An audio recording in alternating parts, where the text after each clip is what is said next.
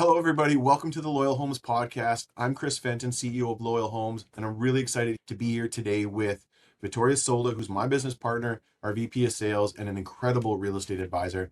Say hi to everybody, Vittoria. Hi, Chris. I'm really excited to be here. Good, good. So today I want to talk about Loyal Homes and the story of how we got here, why we became an independent real estate brokerage. Normally in this podcast, we're going to talk about buying and selling real estate, giving people insight into the process. But today, let's talk a little bit about us to sort of set this up for people. So my first question for you, for anybody that's new to Loyal Homes or newer to Loyal Homes, how would you describe who we are and what we stand for? Well, as a group of real estate agents here, we understand how important it is for our clients, our sellers, and our buyers making these decisions to purchase or sell a home. One of the biggest decisions they make in their life. And we understand that they need to be informed and have a smooth process throughout. And we are here to help them with our extreme market knowledge and guiding them through the whole process, essentially. It's about incredible client journey, incredible client experience, incredible advice for clients, expertise in marketing, negotiating, all of that stuff, right? I think that's who we are striving to be and what we stand for.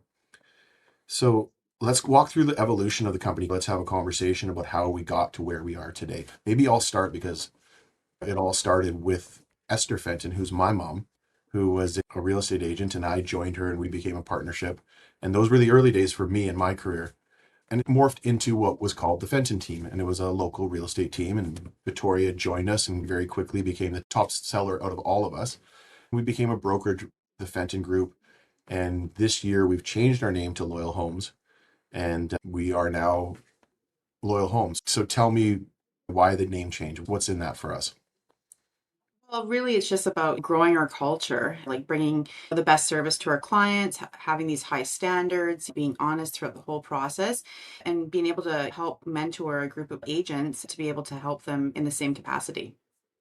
I think for me, I mean, it was a little weird for me taking my name off the side of the building, but it makes perfect sense because it's where we're going instead of where we're coming from. So it's important to look back at where we're coming from, but it's important to make sure we know where we're going. Loyal Homes is a brand that can be true to who we are across the island, across British Columbia. So let's talk about the big decision to leave Royal LePage. We were with Royal LePage and we were a national franchise of Royal LePage for 10 years.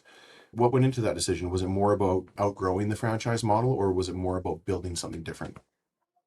Well, because it was a bit of both. It was really, we were outgrowing the franchise model. We had a great decade with Royal LePage, and it was fantastic working with everyone there. But we were finding the need to expand our experience and share it with others, and just expanding our culture so that our clients could have the great service in other communities as well as locally. I think culture was a big one. I mean, I know it was a big one for both of us going into it.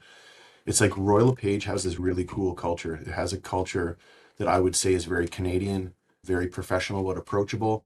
I just can't say enough about it. But it's not the exact culture that we wanted to build. And it's hard to build a company and a culture because a company is really the people and the culture of those people. It's hard to do that when you're inheriting a culture from a parent company, right? Yeah, it definitely limited us where we could go. Yeah. And then the second part of it for me was this expansion that we're in the process of doing. Royal LePage never said we can't expand into other markets where other Royal LePage owners were operating, but it certainly felt like bad form. So for me, that was the other part that went into it. Now, what went into leaving this brand? Let's get human for a minute. What was that decision like? Walk us through that decision as it unfolded for us. Well, it was a very difficult decision. We worked with great agents at Royal LePage and great referral partners at Royal LePage. They were nothing but kind and professional with us. It was definitely the brand that we fit in the most. It was emotional. Me and you, Chris, we struggled with that decision for quite some time. And it really was about the people that was the hardest part about leaving that national brand.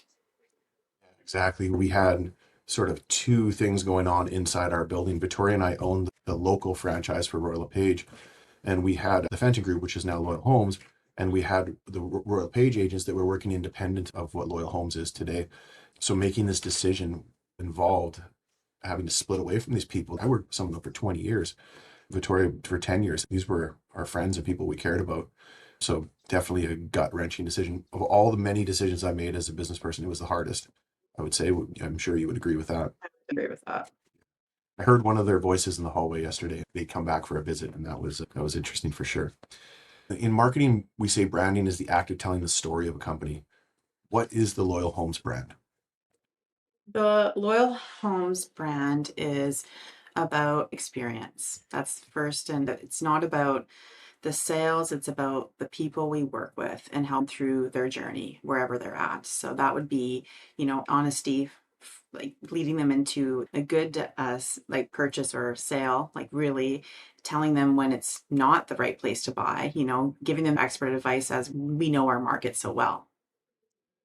And I revert back to our values, like it's in our name. I think there's the type of real estate advisors, and I think most real estate advisors strive to be this, but they will always put the client's need first. I think above all else, that's what we are. So loyalty, integrity, these are some of the words that are on our wall under our values. High performance, really wanting to do the best job possible for as many people as possible. I think that speaks to our story. We're genuine people that care a lot about real estate, love real estate, and work really hard for our clients and for our colleagues too. That I think that's the other part that people don't see. We were doing a role play practice in the boardroom the other day, and everybody was there, and there were some laughs and some hard work too, and some embarrassing moments. And we're always striving to get better at what we're doing, working, practicing negotiating, whatever it might be. Yeah, it's interesting when you're working with a large group of people and all of our skill sets and, all of us having expertise in certain areas and then also lacking that in certain areas. So it's really neat to be able to collaborate and share and advance ourselves and our not so strong points and be able to share the really strong ones, right? So it's been awesome working with this group. I say that every time I sit down with a seller to price their house. When I started, I talked about the journey of how I started, and I was with my mom. I was basically acting as an independent agent, and I was a buyer's agent and a listing agent and contract writer and a negotiator and administrator, and I did my taxes and all of those things. And but the simple truth is I'm not good at all of those things because nobody is. And I think that's really one of the core tenets of who we are, is that we try to work in areas that we're excellent at, get better in those areas, and bring in people and work with teammates that are better in other areas. Which leads me to the next question. Maybe I've already started it. What's the secret sauce at Loyal Homes? What makes us different from other brokerages? That we are offering beyond expectations for our clients. We are always striving to be up to date and ahead of the market. And so we are able to create the best possible outcome for our clients. That thing about specialists is when you hire, if you hire me to list your house, you're getting a marketing expert, you're getting a client experience expert, you're getting a conveyancer, you're getting a managing broker. There's a number of buyers agents now. Those buyers advisors aren't actually working for you, but they're showing your house. They're doing open houses. There's a whole host of people working specifically in areas they excel, and that's pretty unique, right? Absolutely. I can think about when I first met your mom 25 years ago, right? She helped me with my first house, buying my first house, long before I was a real estate agent. And just working with her in the whole process and then connecting with you as a listing agent years down the line, I knew that you guys were both looking out for my best interests and guiding me to an area where I should be going. And so it's definitely from a long time ago, knowing that I like to work with these people, and we've continued that throughout with our clients. And you brought a whole new element to that too. Even you brought this just relentless focus on client experience. And you've said it about 10 times already. It's so key to who you are, that you want to build an experience for clients that is beyond what they're expecting, on what they have ever seen before. And I think that's pretty cool. And that's definitely in our fabric.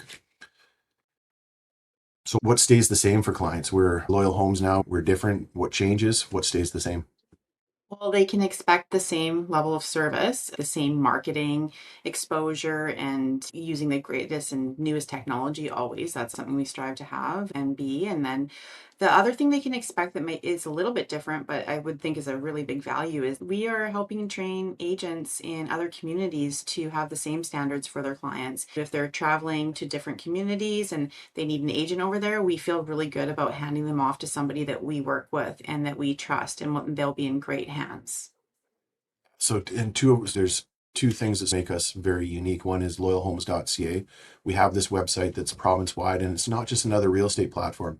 It has written content about all the neighborhoods in BC and all the communities in BC. There's a lot more information there. And as a result, we have already over 50,000 buyers using the site to search for real estate. We couple that with what we call real estate guides. This is a big part of our secret sauce. Our real estate guides are licensed realtors that never show houses, they never list houses. They are there to help guide people through the online part of their search, which is a huge part of real estate now. Yeah, absolutely. They connect people. They start early on in the process and they are meeting people where they are at, right? If they need a mortgage specialist, they need to know more about the community. They are just needing to be connected with an agent in that area. They are the ones that are helping them in those early stages to get that set up. Which is the impetus for what you said, which is having real estate advisors in different communities. Because what we've learned is early on, people aren't necessarily focused on one community. Sometimes they're looking at two or three, and we want them to have the same level of service, whether they're in the Central Island, the South Island, or in the Okanagan. Absolutely. To talk about next, you keep hearing me say real estate advisors. Why do we call ourselves real estate advisors when real estate agent, which we still say, is the more common term for our position? It's just more connection with the client. We're advising the client through our expertise and helping them make decisions, right? It's really about the client relationship. Our client relationship doesn't stop when the sales happen. It continues on. We're a resource for them at any time in their life. If they're looking to make a move or ask some questions, not even sell real estate, we are able to help in that capacity. So we look at ourselves as more of an advisor, a lifetime advisor in real estate. Mindset, right? We're the advisor, they are the decision makers, right? Mhm. Right. What are some things that we're just not willing to compromise for? What are our non-negotiables? It will never be about the sale. It is always about the clients. I've said this a lot in this podcast, but that is the truth of the matter. It's what's ever in their best interest. We will never push anything for a sale. It will never happen. And we won't work with people that do. So when we are learning and meeting other people, learning about them, we have our core values and they have to meet those core values. Sometimes I'll talk to a real estate agent from another community that's sort of in our community, but I don't know them. I don't have a relationship with them. And they'll call me up and they'll say, "Do you think your client would take a low offer on her house?" And my jaw just drops. I forget that this can happen in the real estate industry because it's so alien to who we are. The answer is our client is looking for the listing price. We'd love to have an offer and we can negotiate on that. We would never get into that conversation. I think that's pretty key. So the things for me that we wouldn't compromise on are our values: loyalty, integrity, high performance, growth mindset. These are the things about who we are. We talked earlier about how we practice. We're always trying to get better. We're busy. I mean, you and I are two of the most busy real estate advisors probably in the country, but we still take time to practice. So I don't think we'll ever compromise on those values. So now let's look ahead. Get out your crystal ball. When you're looking 5 years ahead, what does success look like for us in Loyal Homes?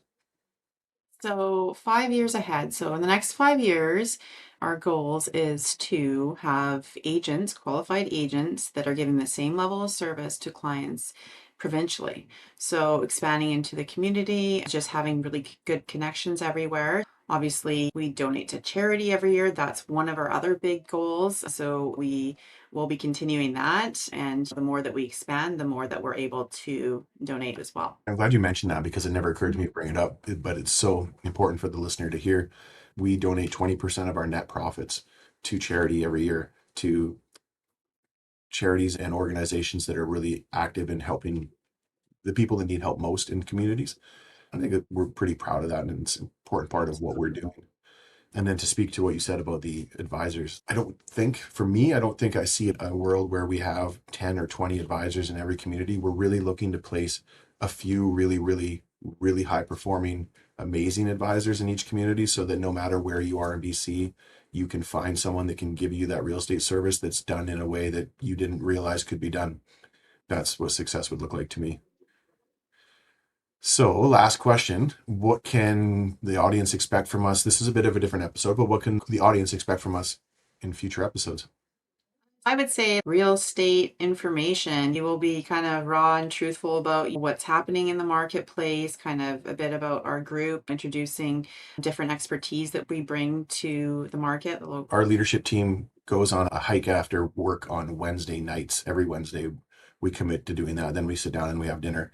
And during one of our hikes, I was talking to Vittoria about this really detailed, probably boring to everybody else, specific thing about real estate. And we were having this really in-depth conversation. And I just looked over at her and I said, "Man, if people could hear this and hear the level of thought that goes into this and the level of enthusiasm that goes into some of these topics, I think that's what we're hoping people will get out of this, is just a deeper level of understanding. And like you said, like a absolutely no nonsense approach to real estate." Yeah, it's all the stuff we enjoy talking about that is not super familiar to a lot of people that might be interesting for them to hear this side of it, right? Yeah, and I should have started by introducing you. Vittoria is one of the most prolific real estate advisors in the country.